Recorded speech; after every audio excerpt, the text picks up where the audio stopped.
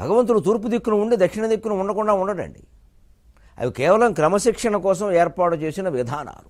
పైగా భారతదేశంలో తూర్పు దిక్కు నుంచే వెలుగు ఎక్కువ పడుతుంది. తూర్పు దేశం కాలో ప్రధానమైంది కావడం వల్ల, ఆ తూర్పు చివరలో ఉండడం వల్ల తూర్పు నుంచి ఎక్కువ వెలుతురు పడుతుంది. అందుకే ఇక్కడ సింహద్వారాలు తూర్పు ద్వారాలు మంచివని చెప్పారు. మీరు అమెరికాలో కనుక్కోండి, దక్షిణ ద్వారాలు మంచివని చెబుతారు. అక్కడ అమెరికాలో అమెరికన్స్ అందరి ఇళ్ళు దక్షిణముఖంగా ఉంటాయి ఎక్కువగా. అంటే వాళ్ళందరూ యమధర్మరాజుకు బలైపోయారా? లేదే.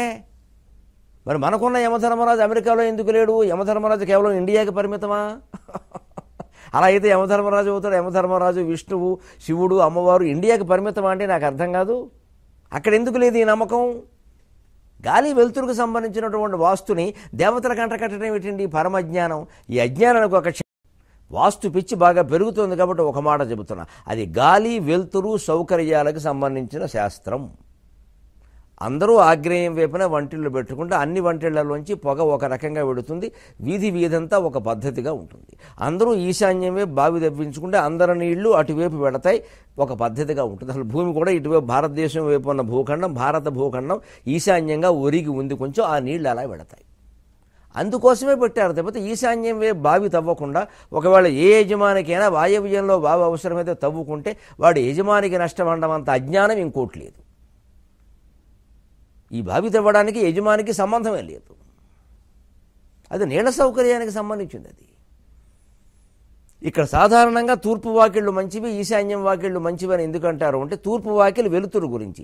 ఈశాన్యం ఎందుకు మంచిది అంటే, ఈశ్వరుడు దిక్కు మనం పూజ చేసుకునే స్థలం కావడం వల్ల మంచిది. అంతకు మించింది ఏం లేదు అక్కడ.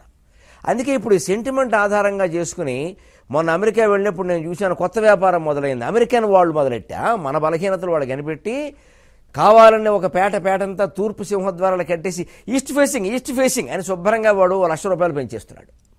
మన వాడు ఈస్ట్ ఫేసింగ్ ఓకే అంటాడు వాడు. అమెరికాలో వెర్రి వేధవాళ్ళు. అమెరికాలో సౌత్ ఫేసింగ్ మంచిది, ఈస్ట్ ఫేసింగ్ అక్కడ మంచిది కాదు, వెలుతురు పడదు. ఇండియన్స్కి ఈస్ట్ ఫేసింగ్ అనే నమ్మకం ఉందని తెలుసును కాబట్టి వాడు శుభ్రంగా కట్టేసి ఇంకో 2 లక్షలు ఎక్కువ పెట్టి ఈస్ట్ ఫేసింగ్ మీకోసమే కట్టామంటాడు వాడు. ఎంత అజ్ఞానం ప్రసరిస్తుందండి ఆధునిక కాలంలో, విచక్షణ లేకపోవడం వల్ల. అందుకే కవి ఇక్కడ స్పష్టంగా చెబుతున్నాడు, ఆ విచక్షణ లేకపోతే పిచ్చి మతాలు బయలుదేరతాయి.